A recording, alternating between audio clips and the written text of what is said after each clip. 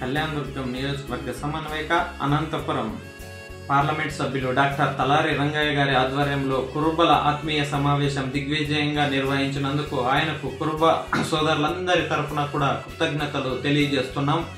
ఈరోజు నియోజకవర్గ వ్యాప్తంగా ఉన్నటువంటి కురుబలందరినీ ఒక తాటి మీదకి తీసుకొని వచ్చి అందరితో ఒక ఆత్మీయ సమావేశం ఏర్పాటు చేసి రేపు పొద్దున మనం ఎలా అభివృద్ధి చెందాలి అనే విషయాలపై అందరితో కూడా ప్రస్ఫుటంగా మాట్లాడడం జరిగింది. ఈ రోజున ఈ జిల్లాలో ఎక్కువ సంవత్సరాలు పీడీగా పనిచేస్తూ జిల్లా అధికారిగా పనిచేస్తూ ఈ ప్రాంతాన్ని ఎలా అభివృద్ధి చేయాలి అన్న ఒక దృఢ సంకల్పం పెట్టుకొని మన ప్రియత ముఖ్యమంత్రి గారు ఇక్కడికి తలారి రంగయ్య గారిని సమన్వయకర్తగా నియమించడం జరిగింది.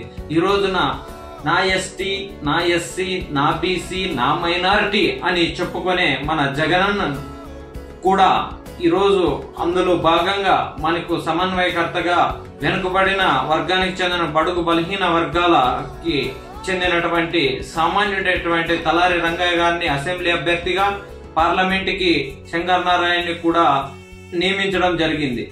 ఈ రోజున అక్కడ ఉన్నటువంటి బడా నేతల్ని ధనబలంతో పెత్తందారి వ్యవస్థతో ఈరోజు సామాన్యులని ఓడించాలని చూస్తున్నారు. కానీ ఈ రోజున ఇక్కడున్నది సామాన్యులు. ఎందుకంటే సామాన్యుల కష్టం తెలుసు, సామాన్యులు ఏ విధంగా అభివృద్ధి చెందాలో తెలిసినటువంటి వ్యక్తి ఈరోజు తలారి రంగయ్య గారు.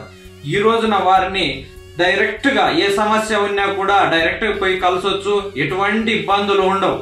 రేపు పొద్దున ఎవరైనా ఏ సమస్య మీద వచ్చిన కులాలు గాని, మతాలు గాని, వర్గాలు గాని, పార్టీలు గాని చూడకుండా చేసేటువంటి ఉన్నతమైనటువంటి వ్యక్తి తలారి రంగయ్య గారు. కాబట్టి ఈ రోజున ఆయన్ని మనం గెలిపించుకోవాల్సిన అవసరం ఎంతైనా ఉంది. ఇంకొక విషయం ఏమంటే ఆయన ఏదన్నా ఒక విషయం చెప్పినప్పుడు మాటలు ఎక్కువ మాట్లాడు, పనులే మాట్లాడాలని చెప్పే మంచి నినాదంతో ఈరోజు ఉన్నాడు. ఎందుకంటే వచ్చిన తక్కువ కాలంలోనే మంచి అభివృద్ధి కార్యక్రమాలు ఎన్నో తీసుకొని వచ్చాడు, చేశాడు కూడా. ఇప్పుడు ఇలాంటి వ్యక్తికి మనం అండగా నిలబడాల్సిన అవసరం ఎంతైనా ఉంది. ఈ రోజున జరుగుతున్నటువంటి పెత్తందాడికి, పేదవాడికి జరుగుతున్నటువంటి ఈ యుద్ధంలో మనం సామాన్యుడి వైపు నిలబడాల్సిన అవసరం ఎంతైనా ఉంది.